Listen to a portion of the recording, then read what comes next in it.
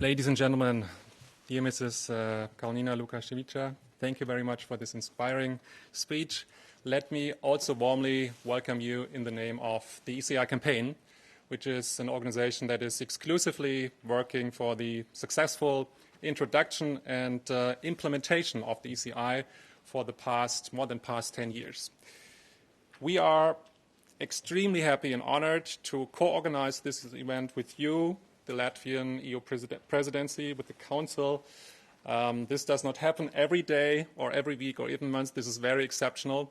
And we strongly appreciate this signal that you open the doors and that you take leadership on this important topic of participatory democracy and the European Citizens Initiative, especially in this phase where we are right now after the first 3 years.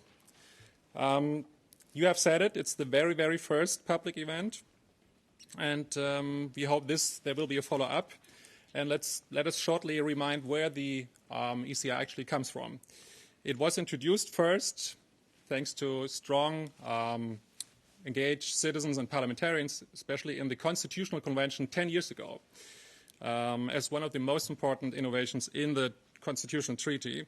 The purpose, of course, as you have already said it, is to interconnect institutions and citizens, to overcome the famous disconnect between citizens and the European institutions, to make modern politics in the 21st century more interactive, more responsive to citizens. This is something which is in the air, especially young generations think is the most natural thing.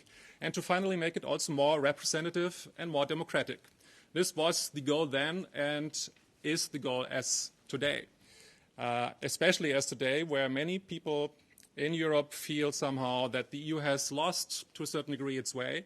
We all know that citizens will vote on the European Union in countries, at least in one country and probably in many countries in the future again. So it is all the more important now to really connect with citizens and the European project as much before. Before the ECI could now enter into force, it was first then introduced in the Lisbon Treaty, and then again it took another 2.5 years to create the implementing regulation. 2.5 years is very fast for a European regulation, and it happened in a rush and was really quite pressed. But everyone wanted to deliver the promise of participatory democracy, so we all agreed, let's be as fast as possible, even if it's not perfect. And this was somehow the common sense then 3 years ago. It is not ideal, but we need practice. And in order to safeguard the process of the development of the participatory democracy, we included several, or institutions included with the help of civil society, we included several safeguards into the implementing treaty. The first one is a guideline for the interpretation of the guideline in the preface, where it says the ECI procedure must be clear, simple, user-friendly, and proportionate to the nature of the citizens' initiative, so as to encourage, I quote, so as to encourage participatory democracy. This is something all three institutions have agreed already. This is the spirit. We want to see this instrument being applicable and being used. And the second safeguard was then introduced in the end of the regulation, saying that the implementing process must be reviewed every 3 years. So we can learn as much as possible from practice, from empirical data, to improve the instrument further.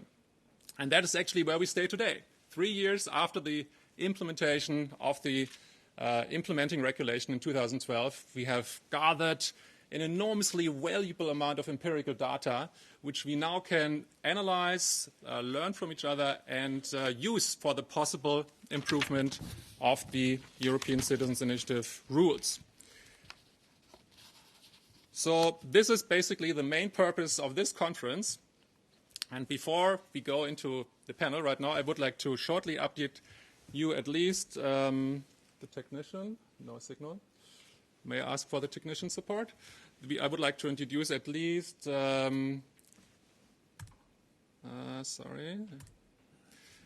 least in a few figures of empirical data in order. This should have been already there before. In order to show you where we are with the European Citizens Initiative in practice. So you could see it started in 2012. We see here the number of ECIs within the first 3 years. And we had a wonderful start. Several million, in fact, more than 6 million citizens made use of the ECI in the first 1.5 years. Till 2013, we had 51 submissions to the Commission. 30 were registered, 20 were declared as inadmissible. And then suddenly the ECI crashed. People did not want to make use anymore of it. Today we have 3 ongoing ECIs, and they hardly collect any significant number of signatures. And of course, also this is being reflected in the number of signatures being collected in 2012, 13, 14, 15. And if you look at where we are right now, in this little bar here, which you can hardly see, this is the fact where we are right now. The ECI is not being used right now, hardly used at all, compared to the first two years. People are not satisfied yet with the instrument. They expect more. And today we want to explore how we can get this graph possibly as high as in 2013 or even higher. This would be my dream, and it is possible because we have all competent people from all institutions, from all stakeholders in civil society today with us, and this is a unique opportunity. We have structured and designed this conference pretty simple. We will start with the big picture ECI issues of discussing the principal ideas and the purpose of participatory democracy with those people, with those representatives of these 3 institutions who have developed the first regulation. And then we will go also into the first review reports, which are being developed right now. We are in a very sensitive phase. Then we get more into the details in the second panel with those who work on the ECI in practice within institutions and campaigners. And in the third panel, we go even into more detail, so really from the BERG perspective to the very, very nitty-gritty details to look on a specific part of the regulation. This is the digital democracy part where we have people from Monaballs with us, people who have developed the first online collection systems, and also government people who certify these kind of systems, because we believe that the online dimension is a key part to make Europe really the driving force for participatory democracy in the world. There's the potential. This is the very first element of transnational participatory digital democracy. This is an opportunity we should not miss to bring the European project really further. So let me go and introduce to you the first panel, our distinguished speakers. I'm very glad that we have representatives from all 3 main institutions. Very welcome. I go here in this row, Mr. MARTENCZUK. He is part of the cabinet of the first Vice President Timmermans cabinet, who is working on the ECI review. I'm very glad we have Mrs. Inga Reine from the General Affairs Group within Council. And thirdly, in the row, Mr. PFLIN, who is the main rapporteur in the European Parliament's Constitutional Committee, also right now deeply and intensively working on the idea how we could get this graph again up and how we could possibly review the ECI rules for the benefit of citizens and for the benefit of institutions and the entire European project. So I take seat as moderator now, and would like to give the floor to Mr. MARTENCZUK. Maybe first you can stay there. We have microphones here. And maybe you can tell us personally what you think is the reason and the purpose of participatory citizens' democracy from your view, and how far you are then in the second step with a review within the Commission on the ECI regulation. Microphone, please. Oh, sorry. Sorry, I didn't use the microphone. But I just gave him the floor to Mr. MARTENCZUK. Sorry. And that's it. Yes, good morning, everyone. Thank you very much. I hope you can hear me. First of all, thank you very much to the Council, the Presidency, and the organizers for organizing this timely event and for inviting also the European Commission to participate in it. I should first of all convey also the apologies of the first Vice President Timmermans for not being here today because of other diary commitments he had today. However, he is himself strongly committed to the ECI. In fact, he was involved with the creation of the ECI in the European Convention, and it is a matter that he follows quite closely. So be assured that his absence today is not because he does not strongly believe in the ECI as an instrument for democratic change. Now, obviously, the European Union as a whole is going through what you could call challenging times today. Some might say even a crisis in terms of democratic legitimacy. And this is why the Commission of President Juncker has made democratic change one of its 10 priorities. And we believe that indeed the European Citizens Initiative is an important piece, an important tool in that context, because it is intended to be a tool for reconnecting the European Union with the citizen, and this must be one of our core priorities right now. Now, of course, the European Citizens Initiative is not a panacea to the problem of democratic legitimacy. It cannot by itself solve the problems of democratic legitimacy, but it can be a contribution. And this is why we in the Commission and the first Vice President personally as well are strongly committed to making the European Citizens Initiative work as well as it can, as well as possible. Now, this event today comes, I think, at a very timely moment. It has already been said. We are now 3 years down the road from the entry into force of the ECI regulation. We have collected a lot of experience now with the first more than 50 initiatives that have been submitted. In fact, we are starting now to evaluate this experience. The Commission has, as it was bound to do under the terms of the regulation, kicked this off with a report which it has adopted at the end of March, in which it, in fact, gives an overview of the state of play of the ECI, and then draws first, let's say, first preliminary conclusions as to possible areas of reflection for improvement of the ECI. Now, you've probably, most of you have seen the report. I will therefore not summarize it here today, but let me just say a few main, summarize maybe a few main elements. First of all, if we look at the broad overall picture, is the ECI a success or not? Well, as Mr. Berg has also just explained, we have had a bit more than 50 initiatives that were submitted. A bit less than 2/3 of those were declared admissible and started collecting signatures. 3 of them actually succeeded in meeting the threshold of 1 million across the member states. Most recently, in fact, the Citizens Initiative Stop Vivisection, which just recently received a response from the Commission. None of these initiatives led to an actual legislative proposal. 2 of them, however, led Right to Water, and recently Stop Vivisection led to not insignificant follow-up actions from the Commission, or will lead to there. Some of it is, of course, ongoing.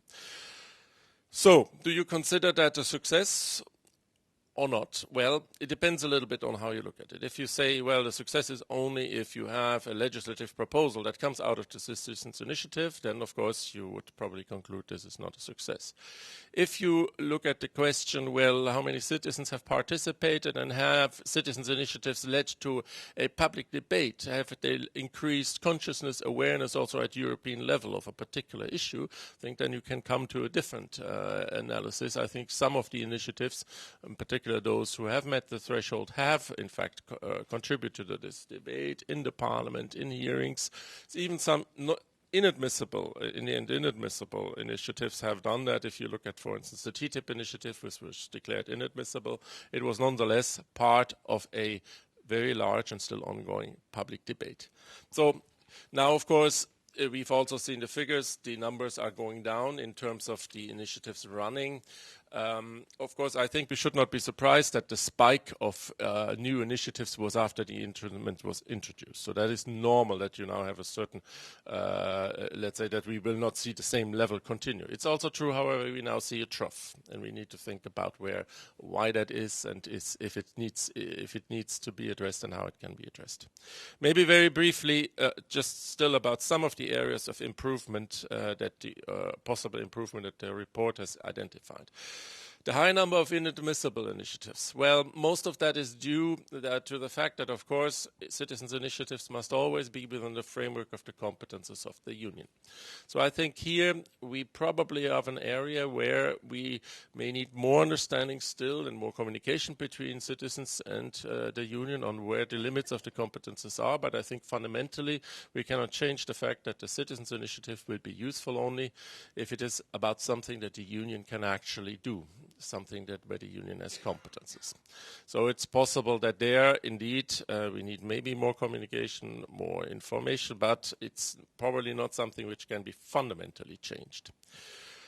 Making the ECI more user-friendly. I think that's, in a way, the focus of the report and the areas. I think there is quite a few things that can be done when if it is from ranging from the legal personality of citizens committees, data requirements for signatories, timelines, translations. There is a lot that can be done. I know some of this will be discussed in the later panels, and so I'm not going to go into further detail. Last point I think I should mention that is worth reflection is how do we actually improve the dialogue between the Commission, the institutions, and the organizers of the Citizens' Initiative during and after the Citizens' Initiative. I think this is important. This has to do with the organization of and form of the hearings in the Parliament.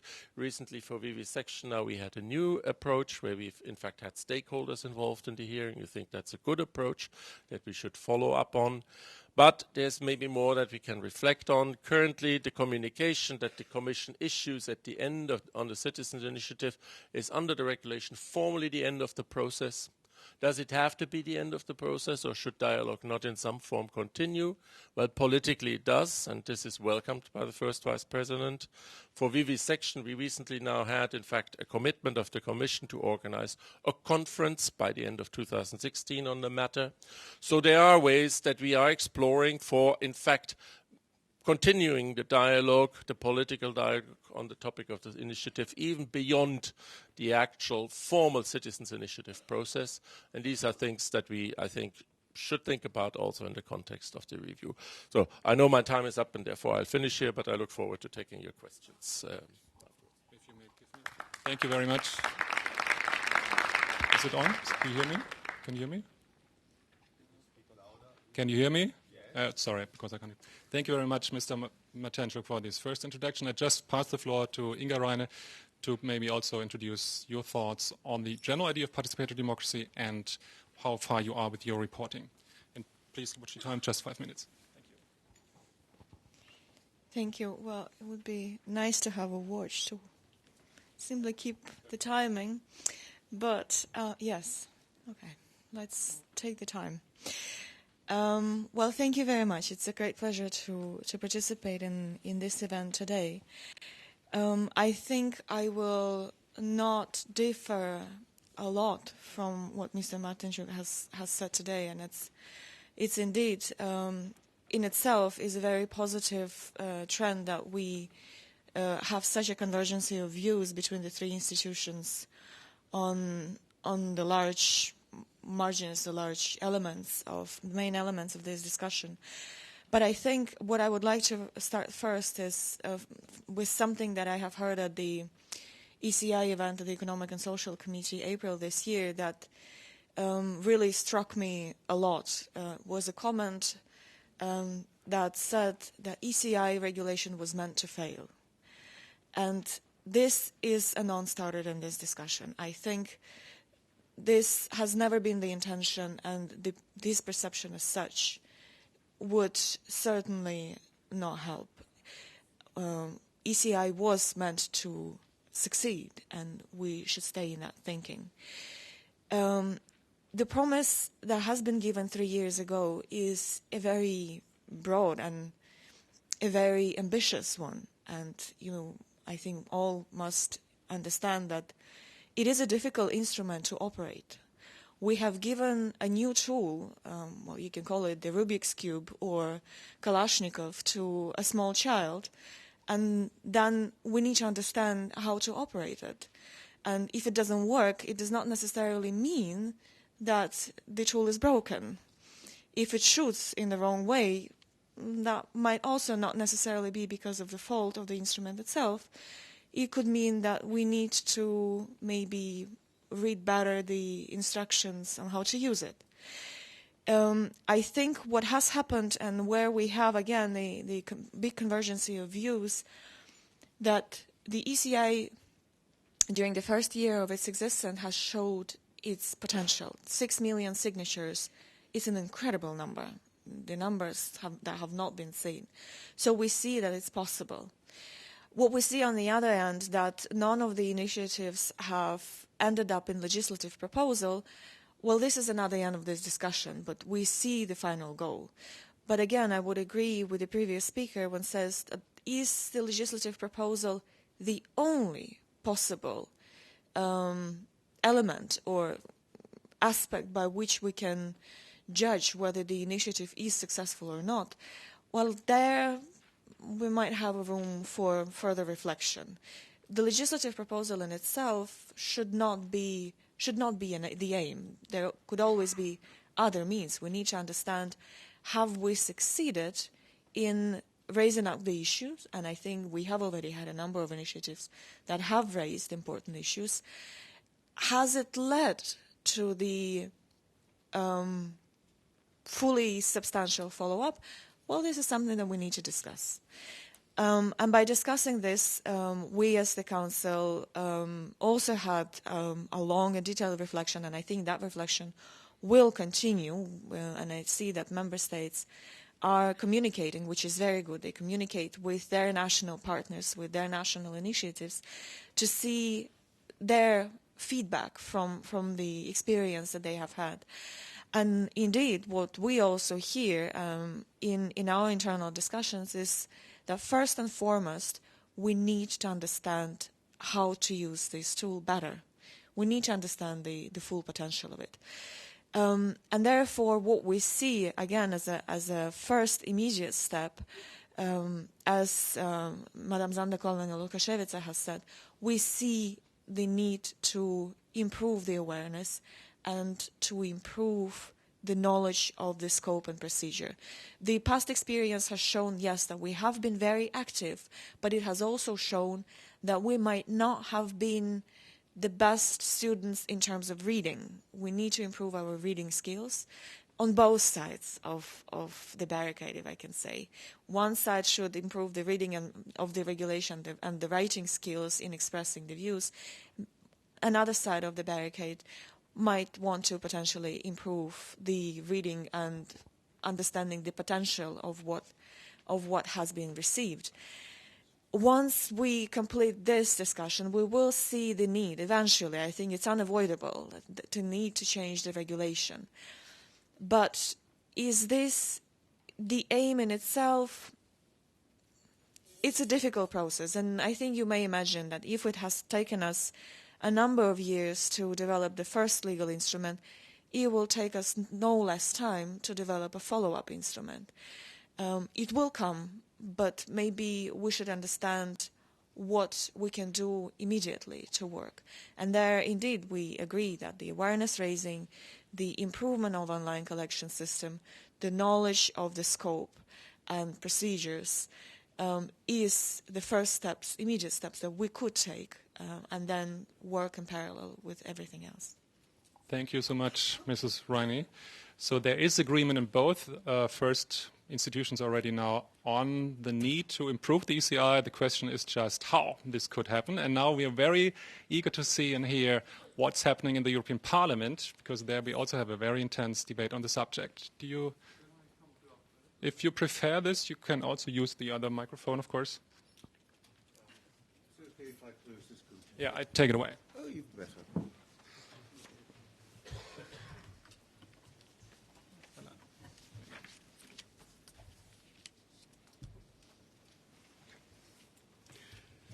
Well, thank you very much, and thanks for this opportunity to speak to you. I'm PFLIN. I'm a member of the European Parliament for Hungary, despite my accent. Perhaps some of you will know today is the 16th of June. It's Bloomsday. And I actually spent some time last night looking at Ulysses to see if there was an appropriate quote with which to launch this short participation of mine, but I really couldn't find anything. If you've read it, you'll know it's very fragmented. If you haven't read Ulysses, then I think you'll have a great experience in front of you. The only thing I can say is that the Citizens' Initiative has been going around for about 10 years, but it'll get to Ithaca in the end to continue this ever weaker parallel. Now, it's quite clear that there were high hopes attached to the Citizens' Initiative to overcome the disconnect, the term that you've already heard. I think that to launch participation in this form, I think, is highly original. Some member states have it as well, Latvia, as we have heard. But what is the object of the exercise? The object of the exercise is to bring about change. It's not just, a million people getting together and say, hey, let's do something. It's much more than that. It's actually to make an impact on the politics of the European Union. So at that particular point, one of the questions we have to decide is whether the object of the exercise is or is not legislation. I think I'm a fundamentalist here, and it seems to me that the object of the exercise is to change EU law, because that was the radical, original dimension that the ECI was supposed to bring about, that there is to be another body, the citizens, you, who can initiate legislation in the European Union. That's my own position on this. It's not going to be easy, and clearly what we've seen in the past 3 years demonstrates that. So it seems to me that even the ECIs that don't make it, which generate only 100,000 signatures, they're still a political act. It means a considerable number. I mean, okay, if it's 10 friends in a bar, we can ignore that. But if it's 100,000 people, that's a lot of people, and they don't get anywhere near the million. Nevertheless, what they're doing is doing something political, and we should recognize that. So it seems to me that even unsuccessful, if that's perhaps too hard a word, ECIs should get some kind of recognition. It's part of the whole process of politics at the European level. And I think that they do need recognition. I'm aware that there's considerable dissatisfaction. I've been lobbied by lots and lots of stakeholders. That's my job, so it's all been very instructive for me. There's considerable dissatisfaction. Some part of civil society be ready to write it off. I think that's premature. I think we can learn to use the Rubik's Cube. You all know, of course, that Rubik is a Hungarian. He's still alive. And I actually think that small children can. You learn to use it much faster than I can, but maybe there's something to do with the adult brain. My own report it's ready. It's sort of more or less available. We've had 124 amendments. These are all very helpful. Haven't done the compromises yet. We're working on this. The pace of change is slow, but we all know that if you've been dealing with the European Union, even in Parliament. So we expect my report to be voted in the autumn, and then it will be voted in plenary either October or November, but don't ask me when, because these are mysterious things that happen very much outside my own area of competence. And at that point, it will be ready to have, I hope, maximal impact on the review that the Commission is doing on the instrument as well. Some particular thoughts before I use up all my 5 minutes. We do need better explanations from the Commission as to why it has failed, or what is it that makes it impossible for the Commission to receive a particular initiative. The distinction between EU legislation and EU politics is often a very difficult one. It's a grey area, and it's very difficult to know whether the Commission is retiring behind a legal facade and not wanting to take a political decision, or whether there really is genuinely a legal reason why the Commission will not deal with a particular initiative. Registering part of the initiative, well, why not? The part that actually falls within EU competence. Better software. I've heard this from so many people. Let me be honest with you, I have not participated in any ECI, but I can well imagine that the software can be nightmarish if you do. It's like the Rubik's Cube. Children are much better at computers than adults. Personal liability, this is raised a number of occasions. I think this is right. I think that has to be addressed, and I think that can be addressed within the regulation. There should be a dedicated one-stop shop in every member state to deal exclusively with citizens' initiatives, to help people to launch it at various stages, clearly. Communication should be improved. There should be a debate afterwards in Parliament, and my thinking is that it should not be the committee in Parliament which is particularly concerned with the issue, but a neutral committee, petitions or my own constitution committee. I've had feedback, negative feedback on this as well. And then my idea, digital citizenship. I haven't time to go into the details of why I think this is a good idea, but it basically would be a facultative instrument. Everyone can apply for it. It won't happen overnight, but then it will stop the problem of 28 different forms of registration. Each EU member requires a different mode of registration. How do you register in the United Kingdom where they don't have identity cards? And little things like that. So, revitalization, yes, I think it is possible. It doesn't mean that political issues have gone away just because the performance has not been brilliant. Those issues are there, and the instrument is essential, and I'm looking forward to making it work. Thank you. Thank you very much, Mr. Schöpflin. We really hope that these words become true. We have heard also agreement of the need to change and improve the ECI. There were some slight differences. You have said the objective of the ECI is really to change legislation. That's what I heard out of this. And from what I've read, your first proposal also in the report was that you also suggest that any successful ECI should at least lead to a legal proposal of the Commission. This would change the current interpretation and would change possibly also the fact that we currently don't have any legal proposal, the first 50 ECIs, and any legal change. And if this is not changing, I think we have a problem. But now we have 10 minutes left, and we want to open the floor to you, to participants in the auditorium. I would like to ask you, and maybe also ask you later to comment on this question of legislation. Anyone already having some questions, comments you would like to bring in here at this stage? Please raise your hands, and we would collect at least 3 questions. We have already several ones. Okay, maybe go this way around. You have the microphones in your sofa, Cecil, sofa chairs. Exactly. Does it work? Just test it out. The other one, please also prepare. Can you hear it? Yes, yeah, works well. My name is Erwin Meyer from Democracy International, board member. And I'm an Austrian NGO working on direct democracy. And that explains to some extent my special role in this process, because we have a so-called Volksbegehren since more than 50 years in Austria. And it's very similar to the ECI on the European level. So you can collect 100,000 signatures, and then you have an agenda-setting initiative to the parliament, and the parliament has to discuss it. And there could be a legal initiative out of this process, or it could not be. Maybe it's just a discussion.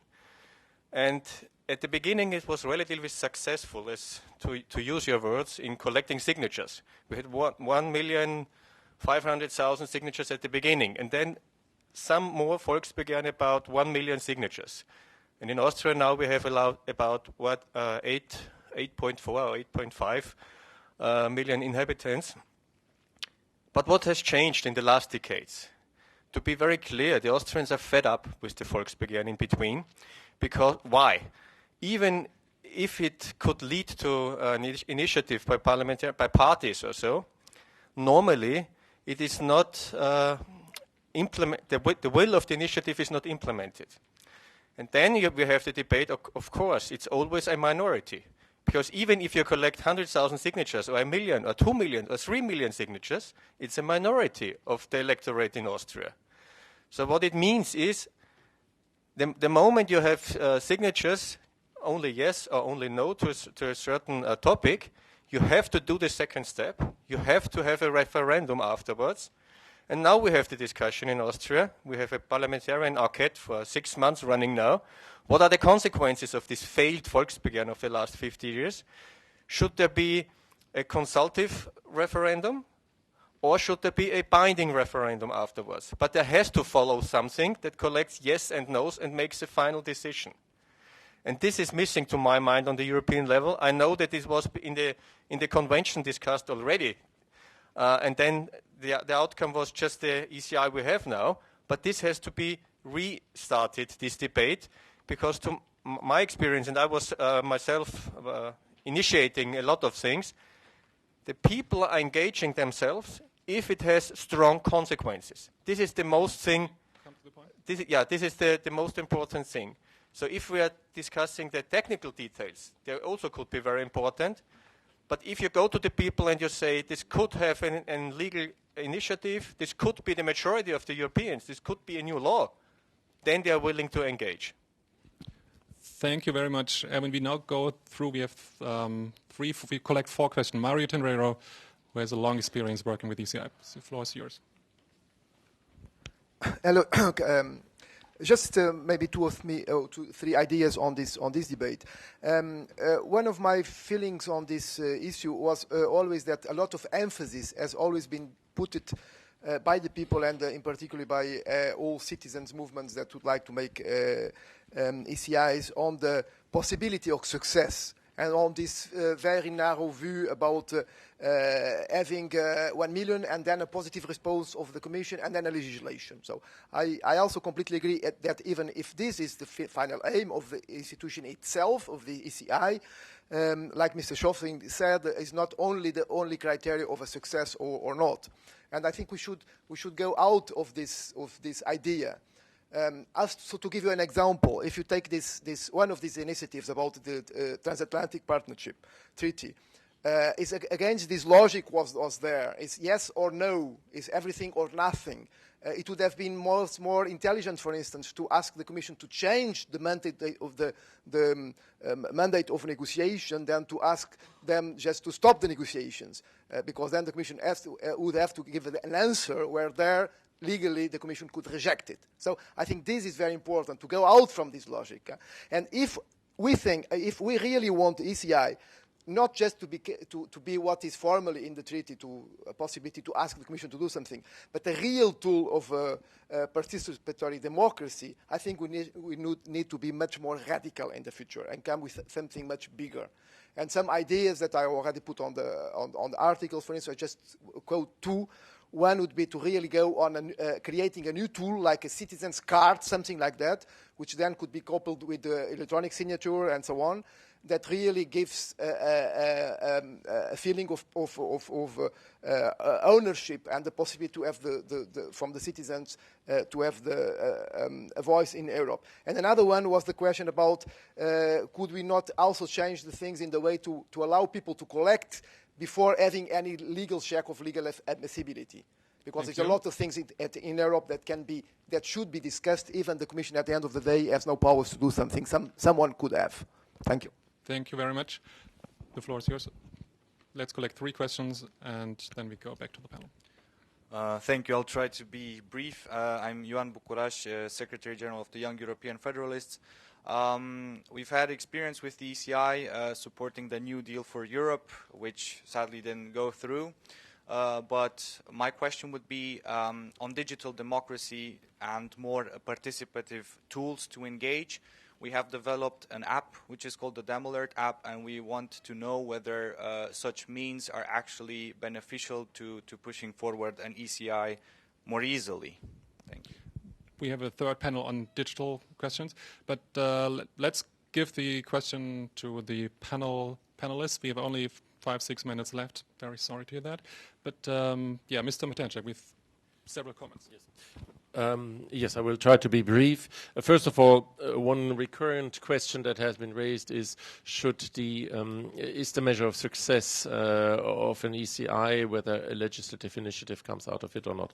Now, of course, there is no doubt that the ultimate objective of any legitimacy of any citizens' initiative, and in fact also a criteria for its admissibility, is that it could lead to a legislative proposal.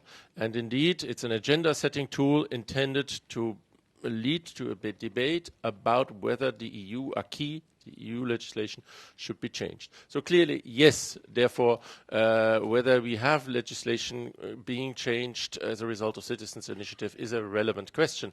And I believe that if, a few years down the road, we still see that no single initiative has resulted in that, we may ask ourselves questions. Now, we have, of course, so far had only 3 initiatives that actually met the threshold of 1 million, and so therefore that is still a relatively limited sample in a way, and it is, of course, maybe also not so surprising that it is not so easy to be successful in initiating the legislative process. So I think for me, the evaluation is still somewhat open on that, and we also should not forget that, of course, there are important collateral benefits to the launch of an ECI, particularly when it reaches a certain number of signatures, when it passes the threshold of 1 million. I'm sure that many citizens initiatives organizers are very conscious of this as well. They use their tool as also a tool for influencing public debate, of getting a debate going, keeping it going, and that is, I think, therefore also something that needs to be taken into account. But yes, of course, legislation is in the end what is the final objective of initiatives. There was a question also about from Mr. Meyer about the issue about the fact that, of course, the Citizens' Initiative does not oblige the institutions or the Commission to present a proposal. That is what the treaty says. If we wanted to change this, we would have to change a treaty, and then we would have to construct an entirely different instrument, because, of course, on the one hand, yes, the Citizens' Initiative is only an agenda-setting tool, but on the other hand, of course, that is also reflected in the fact that the thresholds for a successful initiative are relatively low. 1 million out of 480 or something million citizens living in the EU.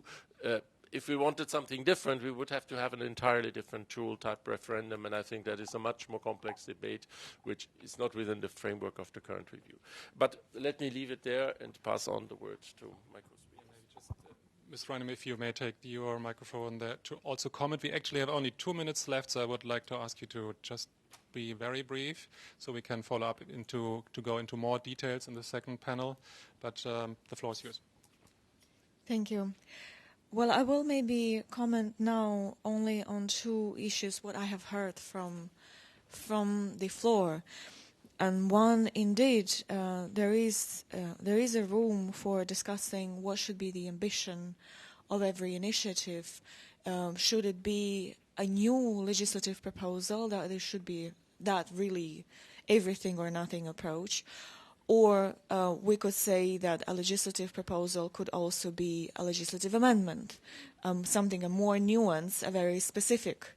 And then in terms of reply, yes, we again see in the regulation that the Commission may come up or should come up or could come up with a legislative proposal. Yes, this is the highest possible threshold for a reply, but this in itself, and nothing in the regulation or any other legal instrument of the European Union, does not prohibit the Commission or other EU institutions to come up with a political reply. And there you have the potential of political discussion and various political initiatives. So for that, you need to have more, it's a question more of a will rather than a legislative instrument, because for a legislative instrument, you need to have the right of initiative and legislative procedure for doing so. For discussion, well, where there is a will, there is a way. Yeah. Thank you, Inga Reine. I think it seems to be one of the key incentives for citizens that there is a follow-up. And you have gone into this direction, Mr. Schöpflin, also. Maybe another 1 minute, please. Is this working? Yeah, good. And I think this is the key issue, the one that we've been discussing here, which have, in a way, followed on from the questions from below. I do actually think that the whole concept of citizens' initiative is that it should have a legislative outcome. if it has only got a political outcome, in other words, a political debate, that is not going to launch the process, which is all we're looking for, to reconnect the citizens with the European Union.